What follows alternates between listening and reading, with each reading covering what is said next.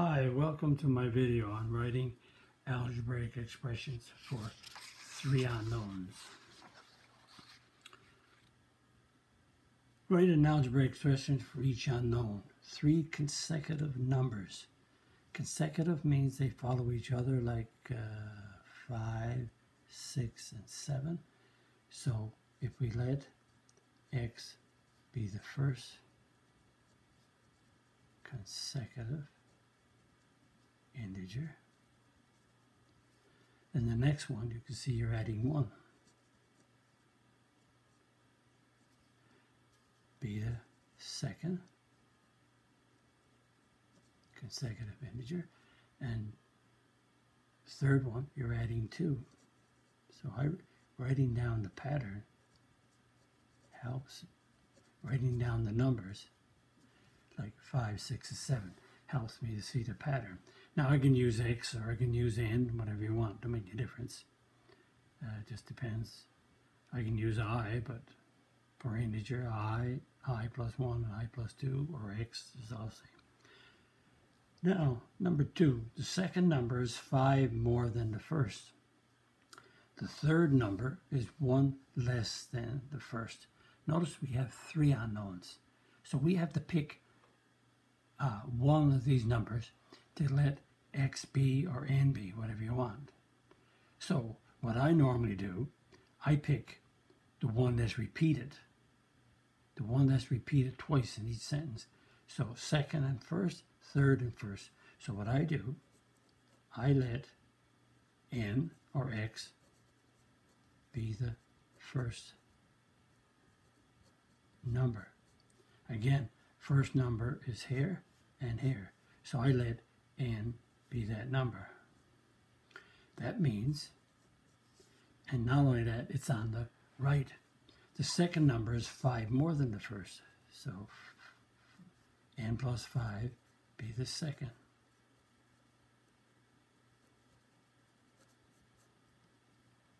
The third number is 1 less than the first. So 1 less means subtract, again as an n, be the third. So n plus 5, that's an n plus 5, and n minus 1. Again, I repeat, the one that's repeated twice, I normally let that one be the first unknown, n or x or whatever.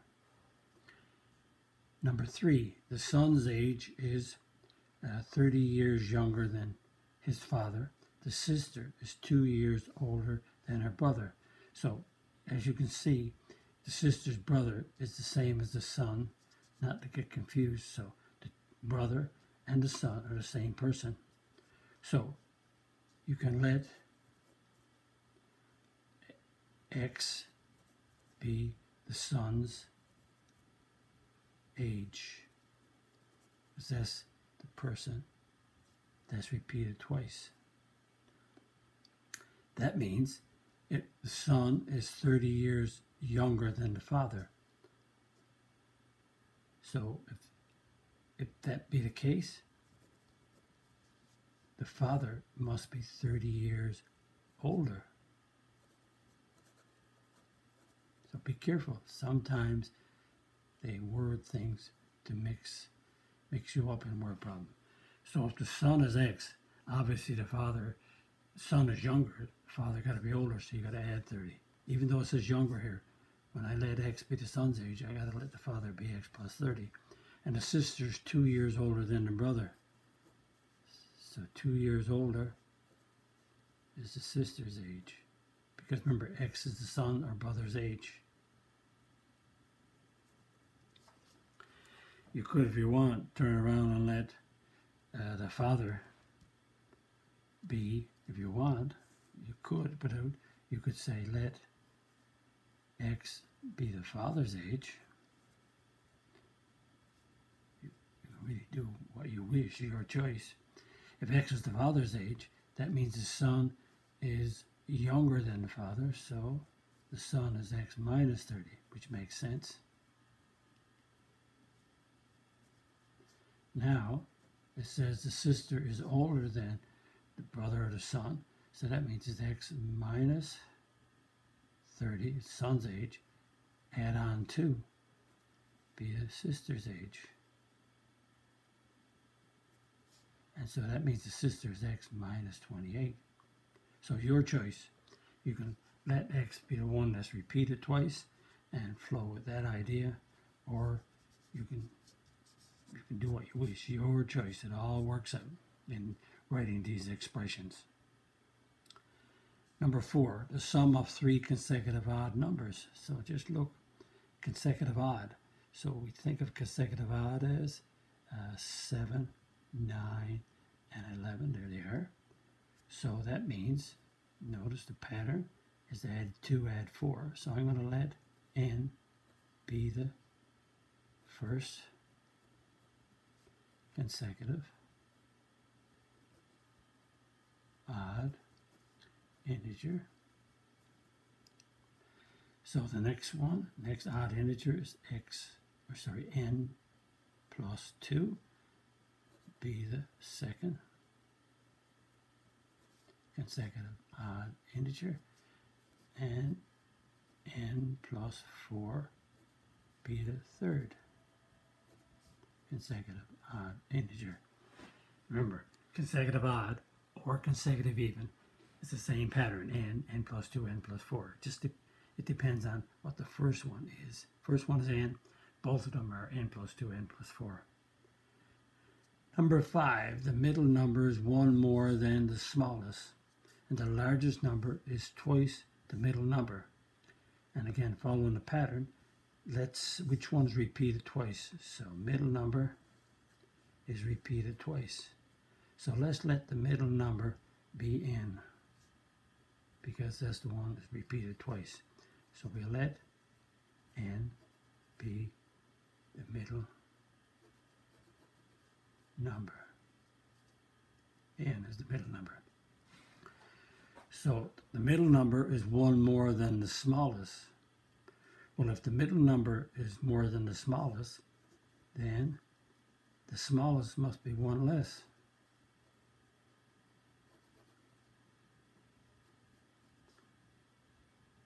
So the middle number is one more. So let's say 8 is one more than 7. So the middle number, take away 1, will give you the smallest. The largest number is twice the middle. So the middle number is n, so 2n be the largest. And there's one way to do it, doing with the middle one.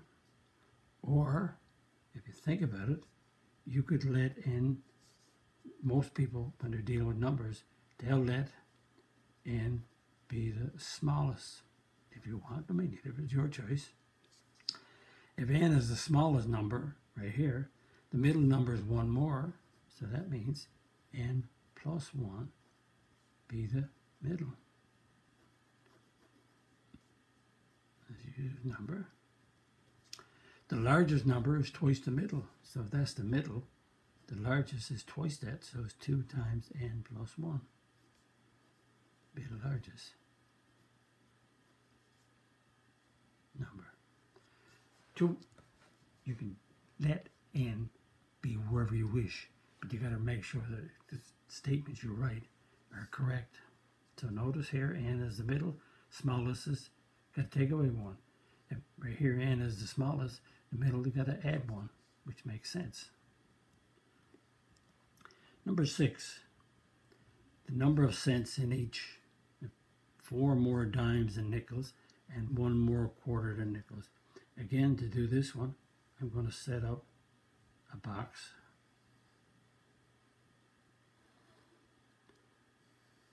And I have 3 coins, so I'll have an extra one on the top. So I'll have, let's see, so right here I got a coin. So the coins are nickels. Notice nickels is right here, and nickels is here. So nickels is the one I'm going to let be n, nickels. And then I have nickels in terms of dimes, so I have a D. Then I have quarters in terms of nickels, so I'll write a Q. And this is the number of each. So I'm going to let N be the number of nickels. It says there's 4 more dimes, so add on 4. And then 1 more quarter than nickels, so N plus 1. So N is the number of nickels, dimes is 4 more, quarters is 1 more. Now we got the value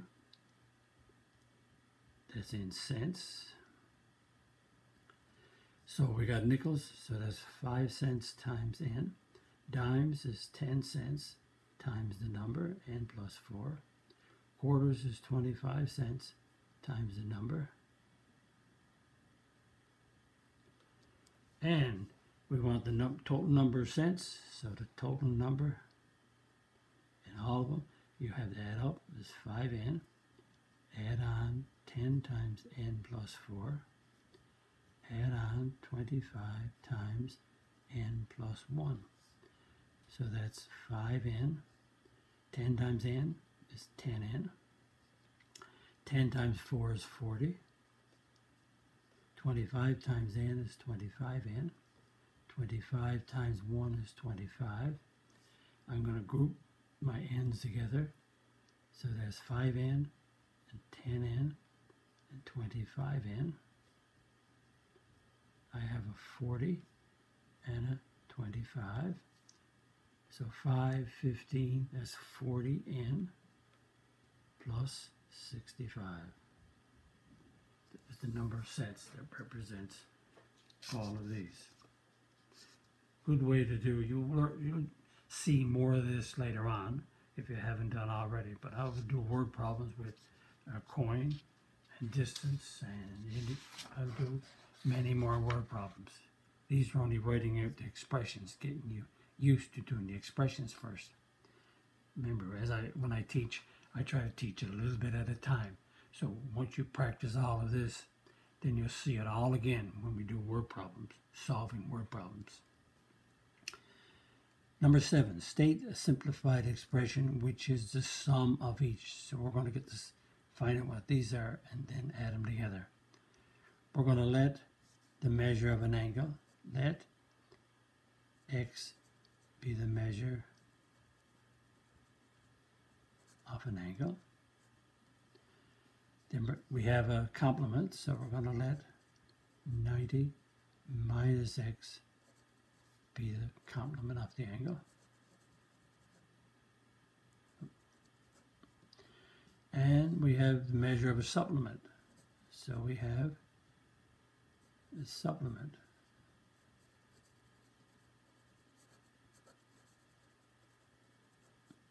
So we got the measure of the angle, twice the measure of a supplement, or sorry, complement, and triple the measure of a supplement. So complement of x is 90 minus x, supplement is 180 minus x. So we're going to add together, we're going to get the sum of the angle, which is x, and twice its complement, so it's twice 90 minus x, which is its complement, and triple its supplement, so that's triple 180 minus x. So we have to do the multiplication before addition, so we have to multiply 2 by the brackets, so that gives me 180 minus 2x. We have to multiply 3 by the bracket, so it's 540 minus 3x. Note the 2 is multiplied by both of these. The 3 is multiplied by both of these. Now we group these together, so we get x minus 2x minus 3x plus 180 plus 540. And that's a 1. So that's negative 5 and 1 is negative 4x. 180 add on 540 is 720. Again, writing an expression with 3 unknowns. Extra practice helps. And the last one, write a simplified expression for the total distance traveled. Total distance traveled. So we got, again, if you think about it, we have car B is 20 kilometers faster than car A. Car C speed is twice car A, and each car drove for 5 hours. So, again, let's draw a box. We have 3 cars. There we go. Move this out, just watch the box. What we have in the first column is the cars, A, B, and C. In the second column, we want distance. So we want the speed or the rate. Third column, we want time, because distance equals rate times time. And third column, or fourth column, we want distance. So that's the top. And we have 3 cars. Now, which car is repeated twice? So we got car B and car A, car C, car A. So car A is the one that's repeated twice. So then I have car B in terms of car A, so I'll do a B, and then car C in terms of car A, I'll do a C. So I'm going to let car A is repeated twice, so I'm going to let the rate of car A be R. So that means if that's R, and car B is 20 miles per hour faster, then car B is R plus 20. Car C is twice car A. If car A is R, car C is 2R.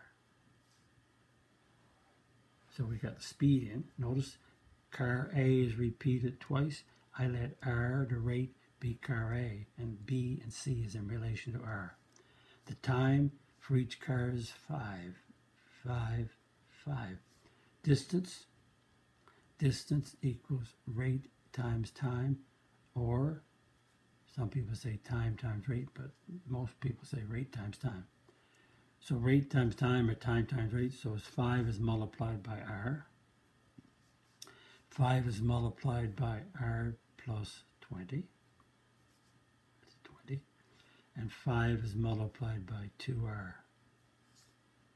So the total distance traveled, you gotta add them all up, is 5R. Add on 5 times R plus 20. And 5 times 2R is, I'll write that down. I could have wrote down 10R. So I'll simplify these. There's 5R. I have to multiply before I add. So it's 5 times R is 5R. 5 times 20 is 100. And 5 times 2R is 10R. I'm adding these terms, so I'll group the like terms. 5R, 5R, 10R, and the 100 is left to go on the end. So 10 plus 10 is 20R plus 100. And the distance is in miles, so that's miles. So reviewing, writing algebraic expressions for 3 unknowns. Hope you enjoyed the video. Hope you learned more. If you did, click on the like button, click on the subscribe button if you're not a subscriber, and click on the notification bell because there's more videos coming your way. Write a comment on the video and visit my math website, mathfullyexplained.com. 3 sections. Me talks about my degrees and teaching experience. The video section talks about the strategies you're going to use to help you learn your math. Section on content has the topics and the number of videos on each of those topics. Black font is what's online right now. The red font is what will be online in the near future. Thank you very much. Bye-bye.